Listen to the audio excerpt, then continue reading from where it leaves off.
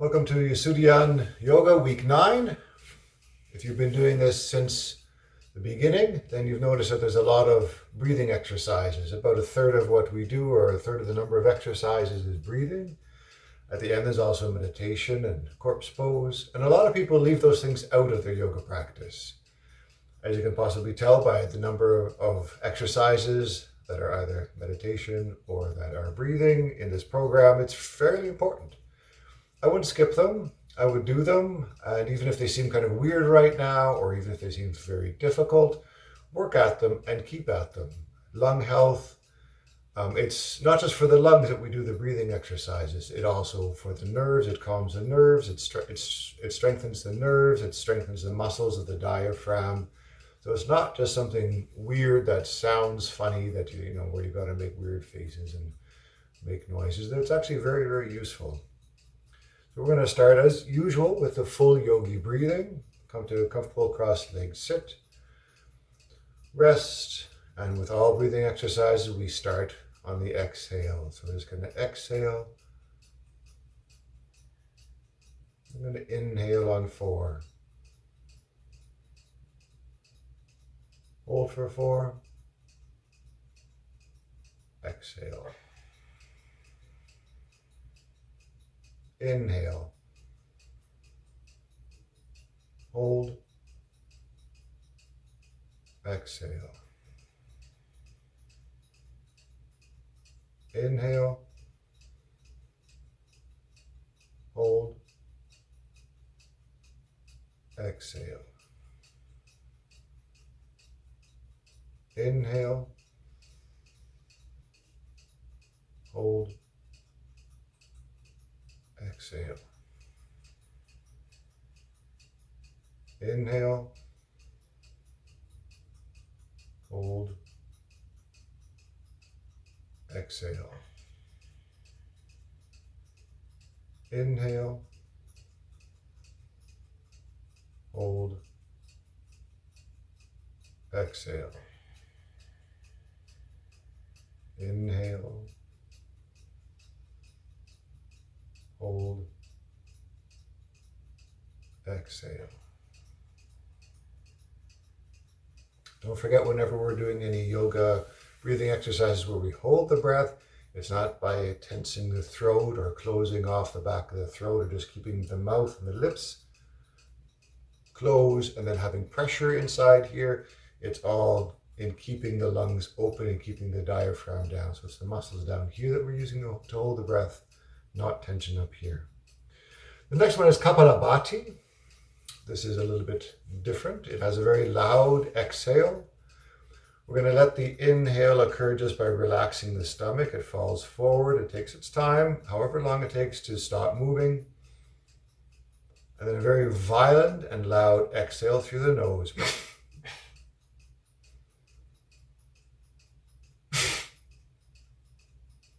So it sounds like a steam burst or something like that from an old steam engine, or like whatever. It's very, very, very loud. You may not hear it quite as loud on the recording as it is actually in my ears when I do this. And if you feel dizzy, if you feel lightheaded, stop. We're going to do 3 rounds of 3. So we're going to relax, inhale, exhale, relax, inhale, exhale, relax, inhale, exhale. And then we're just going to take a normal breath, calm down, and then we're going to do it again. And I'm just going to start, and you can follow along with me. Starting with a full normal inhale, normal, and then the powerful exhale, sorry.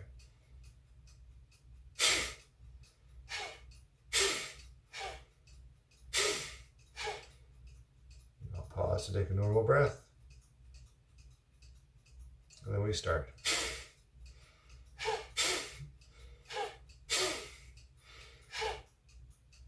Pause.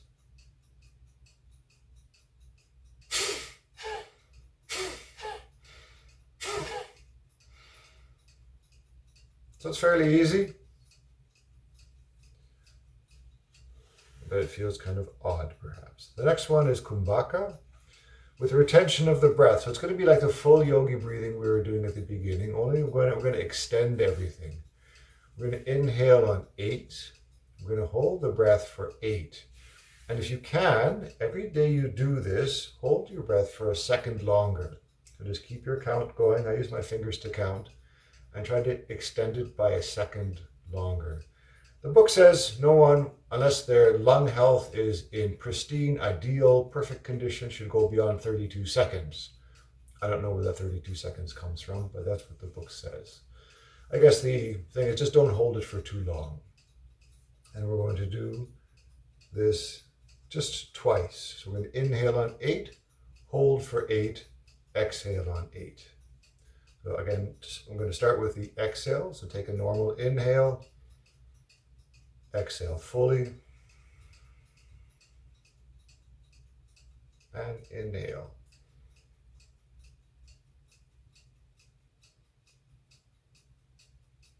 Hold.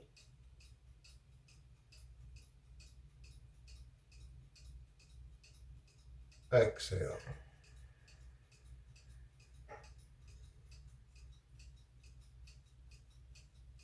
Inhale.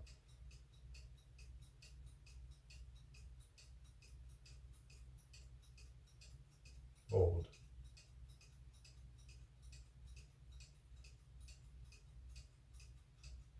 Exhale.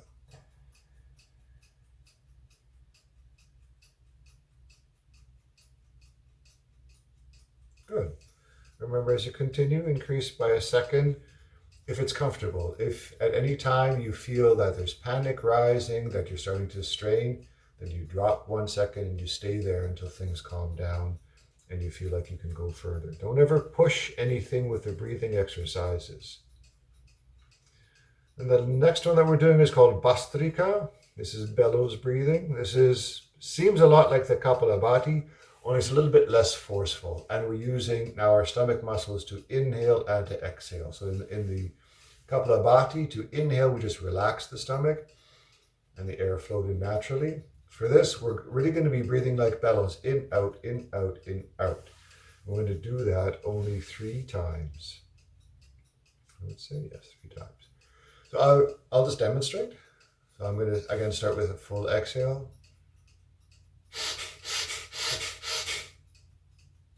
And that's it. And again, with that, you can extend that. But if you do it too long, you will notice that you get lightheaded. That's when you've gone too far. So we're going to start with just 3 times. So 1, 2, 3. So start with a full normal inhale, normal exhale.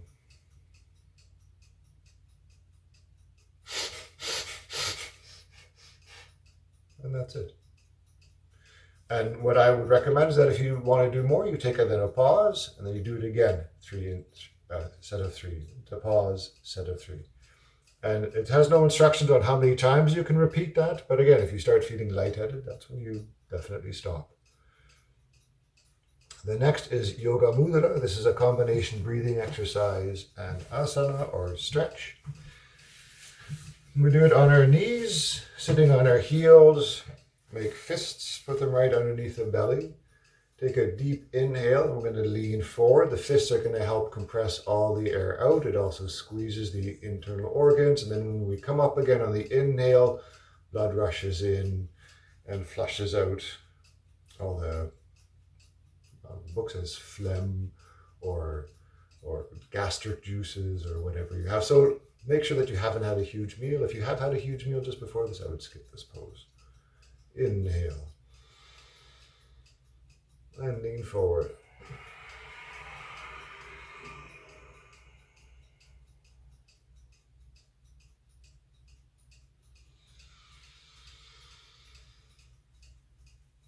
And repeat.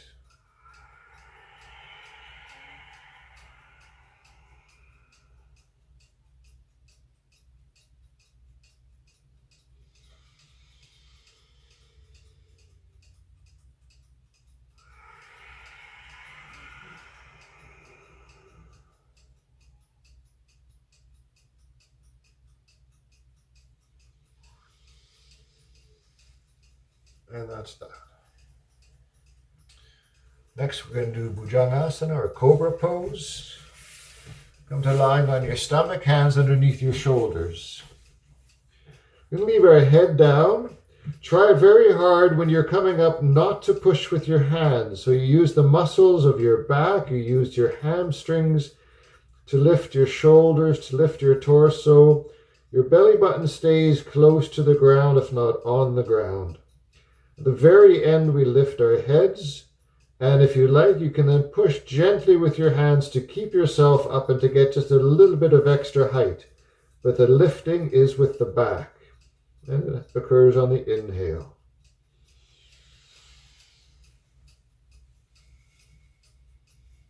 Take a couple of breaths here.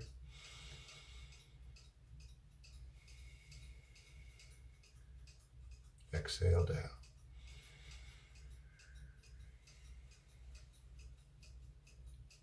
Pause. On your next inhale, come up.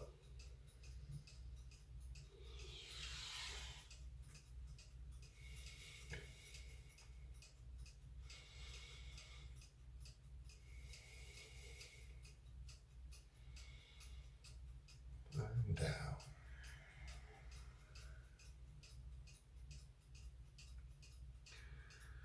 I normally do everything in threes, but the book says 2 for this. So we'll stop there. Next is Mayurasana. Again, this is going to be back exercise and core exercise. We have done this many times. I forgot at the beginning to remind you to have some sort of a cloth for your wrists. So I'm going to go right and grab a towel and we'll be right back.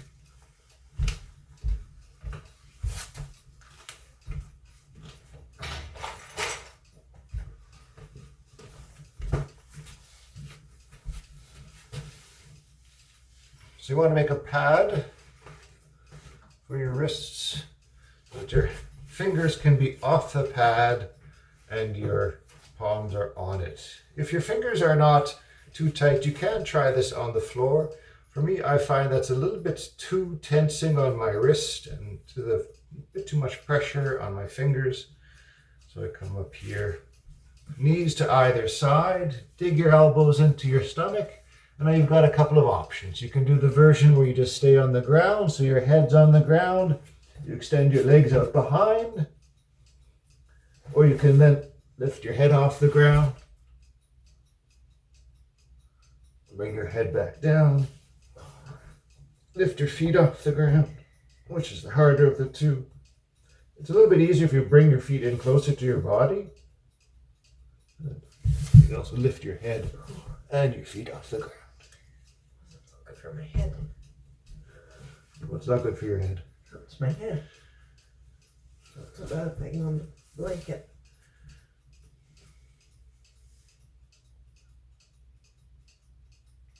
This is one of the poses you have to play with. It doesn't happen every time. It doesn't necessarily happen instantly. But you can see somebody do this really well. It's very impressive. I'm sorry I'm not very impressive this morning.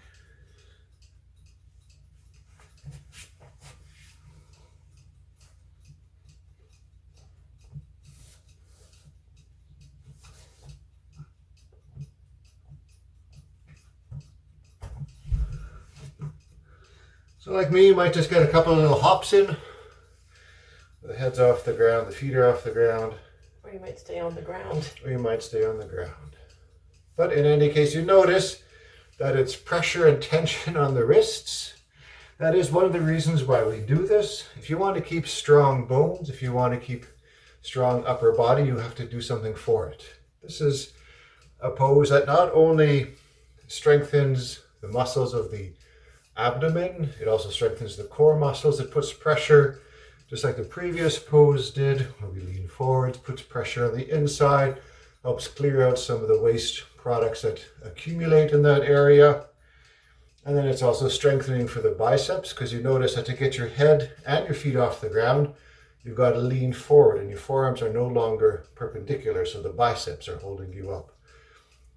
So yoga is not just funny poses, but it also can help strengthen parts of your body that are needed for health later in life.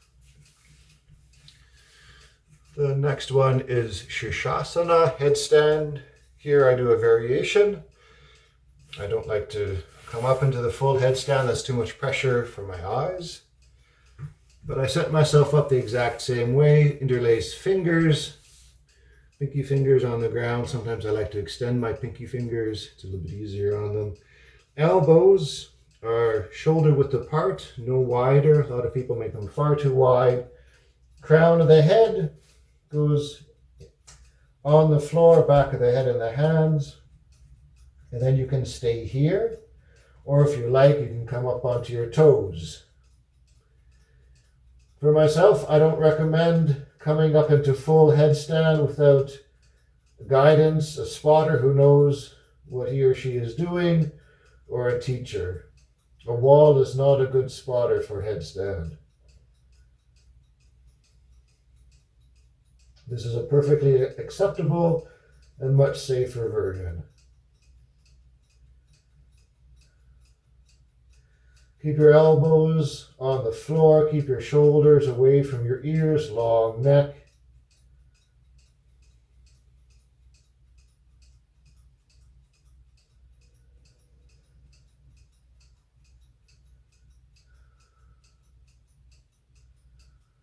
And then come down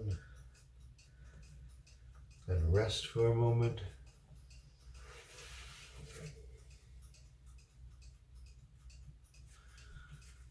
I do a total of 3 times. If you go to a yoga class and you see people doing headstands, take a look at their form. For nearly everybody that I've seen in a headstand, their shoulders are not open enough and they can't get their torso vertical. So what they do is the torso is leaning down, and to compensate then their feet and their legs are leaning back. So they're in this sort of banana shape with their belly sticking forward.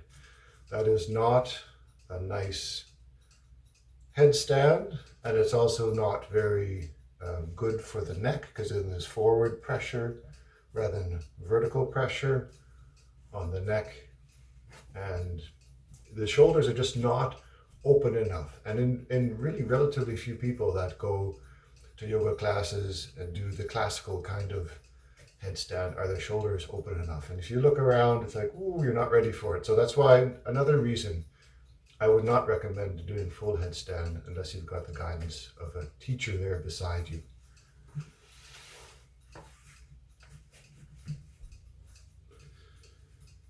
Now we do a total of 3.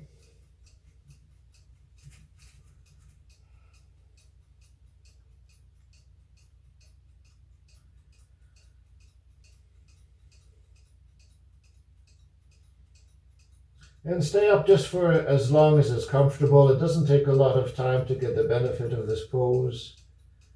Getting pressure on the crown of the head is the main benefit, but also a little bit of lightening of, or not a reversal of the blood flow clearly, but a little bit of a change in the position of the heart relative to other parts of the body.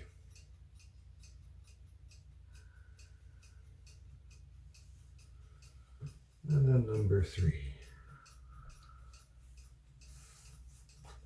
And in between, you can go to a child's pose.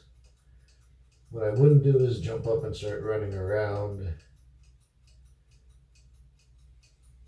It would be a bit of a shock for the blood and for the heart. Staying low is a good idea.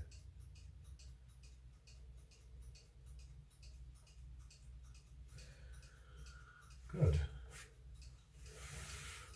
And then the next 2 are like usual, the meditation for 10 minutes, if you can make it that long, and Savasana for another 10 minutes. If you can only do 5 minutes, that's fine. But we're trying to work our way up to about 20 minutes each. I think at the end of the program, you're 20 minutes. So it's up to you. But I wouldn't skip those either. Those are also very important. Thank you very much for joining us. Namaste. Have a great week.